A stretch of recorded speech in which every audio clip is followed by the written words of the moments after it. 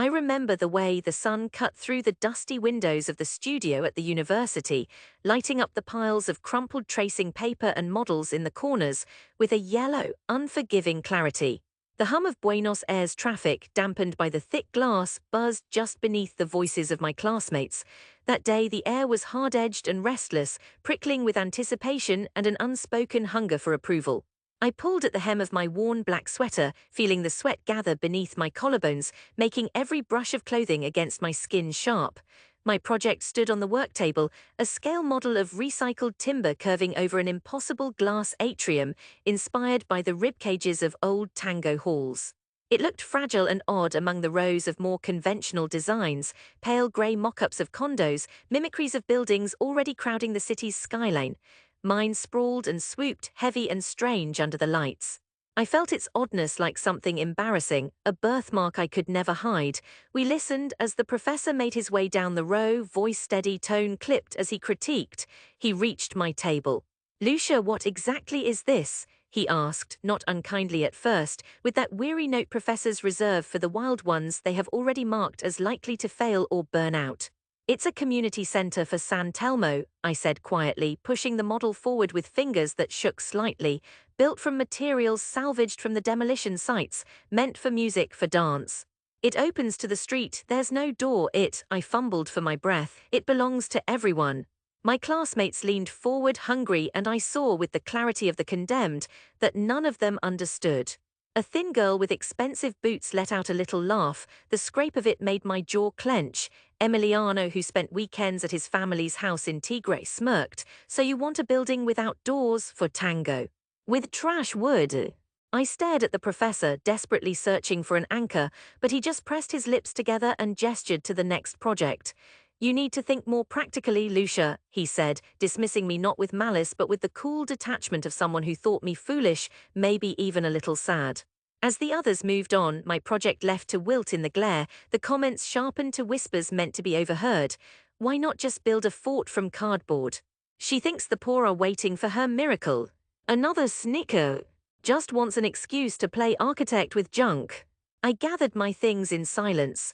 The others packed up models that mirrored each other in their white plastic conformity, bound for portfolios and competitions, work aimed at the right kinds of clients.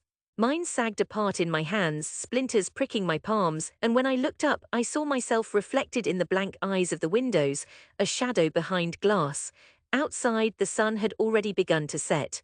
I walked the cobbled streets back to my parents' apartment in Balvanera, cradling the broken model like something precious and doomed. The air was heavy with spring, flowering jacarandas spilling purple petals over the pavement, sticky and sweet, and somehow mocking. I stopped at the corner for a moment, letting the crowd press past me, trying to gather myself, swallowing the urge to run away, not just from school but from Buenos Aires itself. At home, the shame bloomed hotter.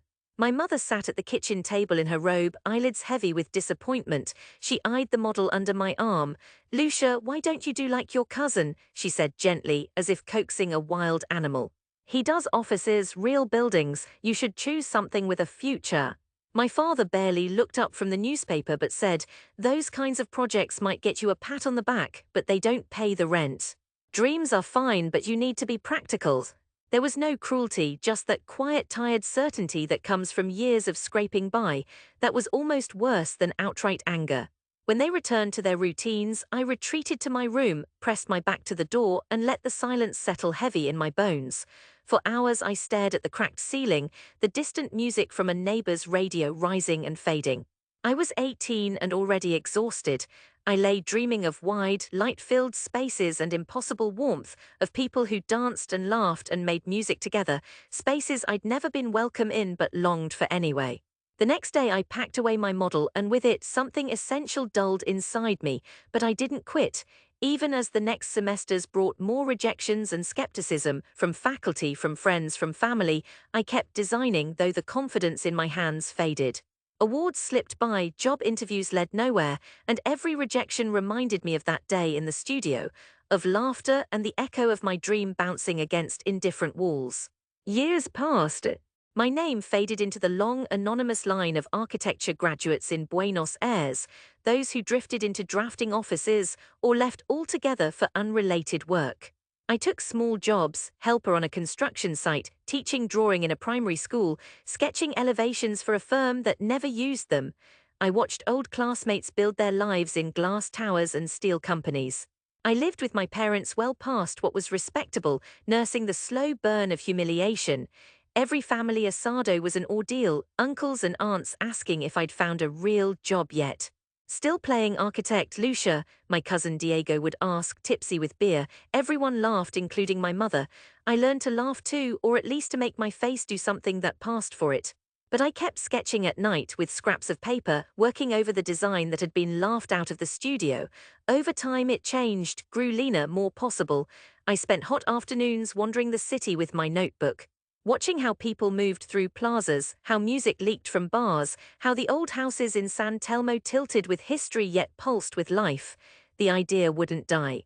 One evening, limping home from a job site, I stopped to watch a group of teenagers practicing tango in an abandoned lot. 3 old men played guitar on crates, and I realized, standing in the half-light beneath a jacaranda tree, what the structure should be. Shelter, rhythm, bones, sheltering heartbeat. The city was full of forgotten places, gaps where old houses had collapsed, sites waiting for purpose. I started writing letters. To local NGOs, community leaders, even the city's arts bureau, no one replied. Then, by luck or accident, a young city councilwoman read one of my letters. She called me in for coffee in a cramped office. "I have no funds," she said, lifting a shoulder, "but I can connect you with a youth orchestra that needs a space. Maybe they know someone with a little land." It was a chance, thin as it was. The orchestra's leader, an older musician named Rosa Torres with bright eyes and tobacco-roughened hands, welcomed me with skepticism but listened as I showed her my sketches. "Can you build this?" she said, pointing at the curved spans of salvaged timber. "If I have hands to help, yes," I replied. She smiled, teeth crooked but warm. With donations, wood from a shuttered carpentry workshop, glass from a demolished office, and the labor of the orchestra's families and some teenage volunteers, we built the frame over months. There were nights when the work seemed impossible, when the beams wouldn't fit, when rain turned everything to mud, when a neighbor filed a complaint with the city. But others kept arriving, musicians, dancers, mothers with thermoses of mate, carpenters without steady work, drawn by the promise of music and a shared space. I did the calculations late into the night, worrying over codes and safety, learning as I went. The first night we set the glass, the whole group stood in silence under the unfinished roof, looking up as the last colors of sunset bled through purple and gold. I cried a little, letting no one see. We finished just before summer. It wasn't perfect, some seams gaped, the timber wore its history in every scar, but when the orchestra played their first notes inside, the sound lifted and spun in the bright air, and neighbors leaned over balconies drawn by the music. It felt unreal and utterly right. That winter, we hosted a tango festival. People came from blocks away, spilling onto the street. The center became the heart of the neighborhood. Classes, concerts, shelter from storms, a place as open as I'd dreamed. 5 years after that studio critique, the phone rang during Sunday lunch. My mother answered and then called to me in the old way, miffed and curious. "Someone wants to interview you from La Nación. About your project in San Telmo. Lucia, why didn't you tell us?" I froze, my father rustled his paper, Diego's mouth dropped open mid-chew. For a moment I saw my younger self, shoulders bent under dismissal, shame burning inside, but now something inside me had changed. I met my father's eyes and held them. "It's not a big deal," I said too softly. My mother shook her head. "On the phone, they said it's on the front page of the arts section tomorrow." The next morning there was a photo of our building, my building spreading out beneath the headline. The orchestra stood inside, instruments glinting, the curved beams a web of shelter above. My name ran in bold, impossibly real, calls poured in. Architects, city officials, even people I had never met wanted to tour the space. Some asked me to speak at their conferences about innovative urban intervention. Companies sent offers stipulating their names must appear on future projects. I read one email after another, trembling. For a second, the memory of that studio cruelly replayed. "Are you sure, Lucia? Do you belong here?" But outside, the chime of construction and laughter drifted in from the center, real and stubborn as heartbeat. There was to be a citywide architecture tour, and mine was on the list. I sent invitations to my professors, to former classmates, to family, even Diego. On the day, the air was bright and cold, the city bracing itself at the cusp of spring.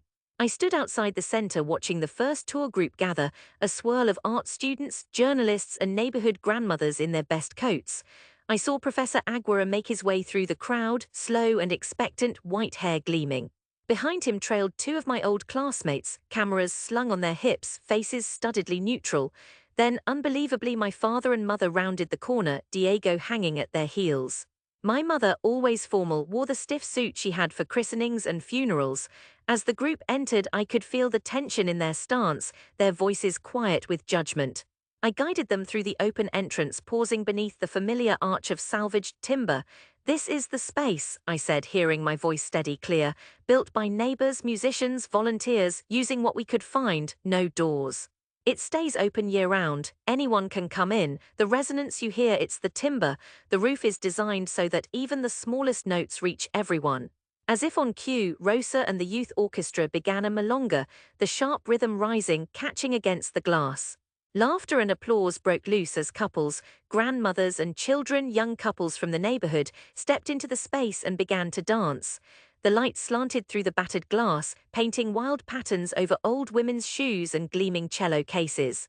People pressed in from the street, drawn by the music, drawn by what we had built. For a moment the past stilled, the studio's derision, the offhand scorn of family and classmates. I saw it reflected in their faces now, oh yes, but something humbler too. My mother's eyes filled with tears as she glanced around. My father, hands awkward in his pockets, cleared his throat and stared up at the timber. Professor Aguirre walked the perimeter, running his hand along the raw grain, lips parted in surprise. When the last note faded, I addressed them, my voice shaking faintly but rich with something new, dignity maybe. "This is how we reclaim spaces," I said, "how we refuse to give in to the ordinary. You asked why I would build a house for dance from scraps. Now you can see and hear and step inside what I meant." There was a silence pregnant with memory and possibility. Someone behind me, one of my classmates, I think, began to clap tentatively, then louder. The applause swelled, echoed off the glass, filled the space. I looked up and caught my mother's gaze.